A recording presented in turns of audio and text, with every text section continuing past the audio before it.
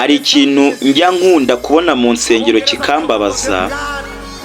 Iyo abantu bari gusenga, wenda bagiye gutangira amateraniro cyangwa se amasengesho cyangwa izindi gahunda runaka, bashaka kubanza kwiragiza Imana, abantu bakunze gusenga bakavuga ngo Mana turaguhamagaye uzubane natwe, ariko imbaraga z'abazimu n'abadayimoni turazirukanye mu izina rya Yesu. Ngewe rero sinzi niba mbyumva uko abandi babyumva. Iyo nsesenguye ayo magambo abantu bakunze kuvuga, nge numva ko baba bashatse kuvuga ko ni ukuvuga ngo Imana ntibari kumwe nayo, ntabwo iri kumwe nabo, ahubwo bari kuyihamagara. Ntiyari iri kumwe nabo, bari kuyihamagara iri kure. Hari aho igomba kuva ikaza kubareba, ariko abadayimoni bo bari kumwe nabo, kuko basenga bavuga ngo abadayimoni turabirukanye mu izina rya Yesu, nibahunge nibagende. Birumvikana ko bo bari kumwe nabo, bari bahari, bari kubirukana kuko bari bahari. Njyewe rero nkumva atari ko abakristo twari dukwiriye gusenga. Buriya Imana ihorana natwe ndetse cyane. Hari umuririmbyi waririmbye aravuga ngo amba hafi kuruta umwambaro nambaye, kandi ngo amenyera kure ibyo nibwira. Mu by'ukuri ntabwo Imana ituba kure, oya, Imana iba hafi yacu, cyane ko Imana ni omnipresent, ibera hose icyarimwe kandi igihe kimwe. Hari ukuntu umuntu ava mu rugo agasenga akavuga ngo Mana ugendane nanjye, undindire urugo, wenda se yaba afite abana biga akavuga ngo abana banjye ubane nabo ku ishuri, umutware wanjye ahari umurinde. Ukumva Imana ayigize umuzamu wo mu rugo, ayigize bodyguard wo kugendana nawe, ayigize umurinzi wo kubana n'abana be ku ishuri. Ukumva ayiciyemo ibice byinshi, kandi ugasanga ntabwo iryo sengesho ryasenzwe nawe gusa, ugasanga abantu bose bari ku isi hafi 80% basenze bari.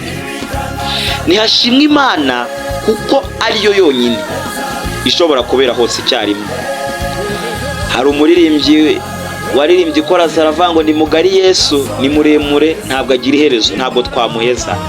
Imana ibera hose icyarimwe. Icyakora dusenga dusaba ngo presence y'Imana, kubaho kw'Imana, kuboneka kw'Imana kubane natwe, kwegerana n'Imana, kubakuruza n'Imana, kumva ufiringa Imana, kumva Imana iri hafi yawe cyane, mbega ubwiza bw'Imana, icyubahiro cy'Imana kikwegere, cyomatane nawe, ucyumve, ugifiringe, wumve neza 100% uri in contact, cyangwa uri kumwe n'Imana bihamye.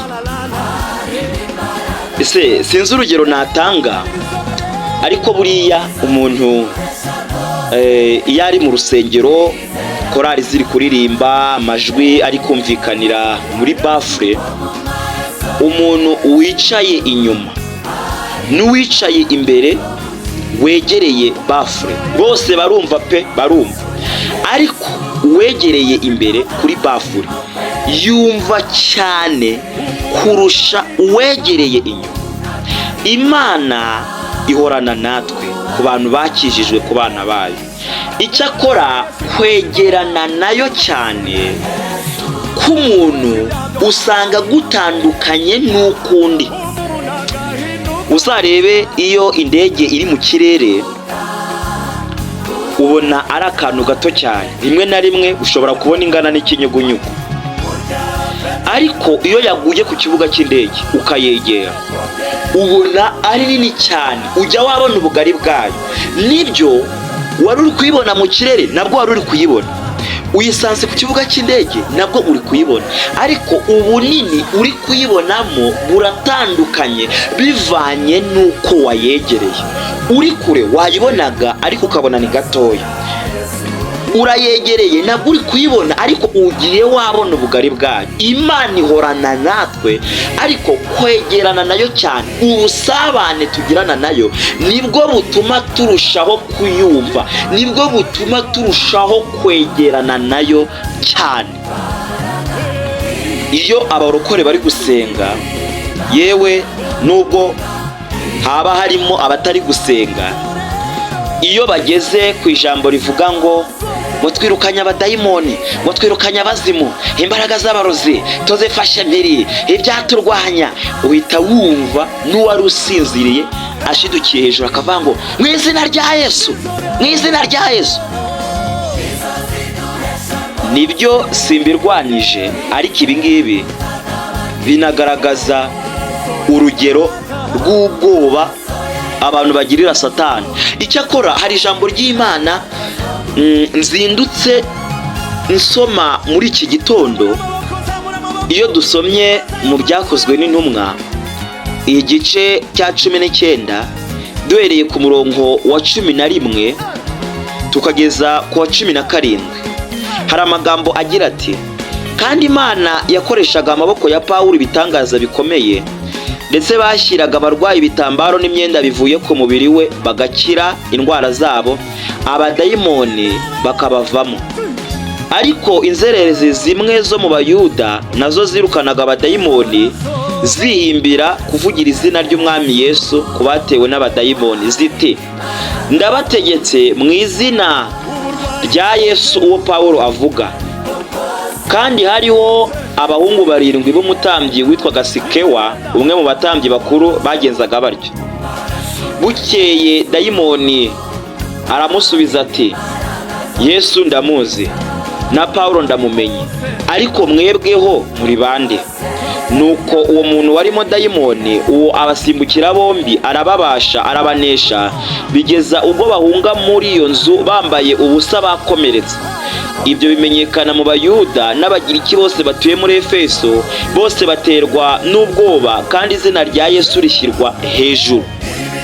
Maze gusoma aya magambo, naje gusanga Satani cyangwa se abadayimoni cyangwa se abazimu ntabwo batinya amagambo ya Bibiliya, ntabwo batinya impapuro za Bibiliya, ntabwo batinya inyuguti zo muri Bibiliya, kuko Bibiliya wayitwika mu muriro igashya, ni impapuro bigakunda.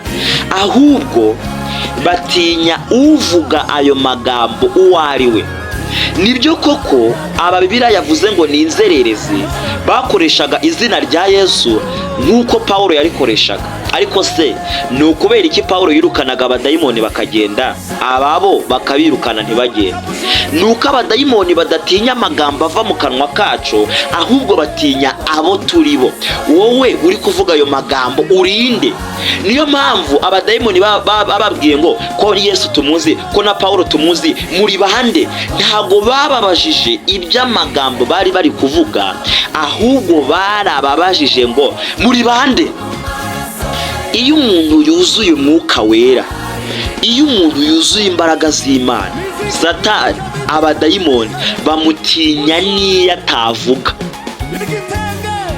Ndetse iyo dusomye muri Matayo ku gice cya 8 ku murongo wa 29 hari amagambo agira ati: barataka cyane bati duhuriye he mwana w'Imana? Mbese uje hano kutwica urupfu n'agashinyaguro? Igihe cyacu ntikiragera. Iki ni igihe Yesu yarahuye n'umuntu wari utewe n'abadayimoni. Yesu bitamusabye kuvuga, abadayimoni bo bahinze umushyitsi, bagira ubwoba bwinshi, batangira kubwira Yesu uti duhuriye he mwana w'Imana? Ibi rero byaje kunyereka ko abadayimoni batinya imbaraga z'Imana umuntu afite, kabone nubwo yakicecekera ntavuge, baramubona bakamutinya bitewe n'ubutware afite bwo kwegerana n'Imana, bwo komatana n'Imana. Ubwo rero umenye kandi usobanukirwe ko kwiri kuvuga ngo mu izina rya Yesu, mu izina rya Yesu, sibyo byirukana abadayimoni, ahubwo uburiwe, ubutware ufite, imbaraga ufite, uburyo wegerana n'Imana, nibyo bizatuma abadayimoni bagutinya. Imana ibaha umugisha. Nta wundi mwaganiraga, yari mwene so Imanirumva Dieudonné.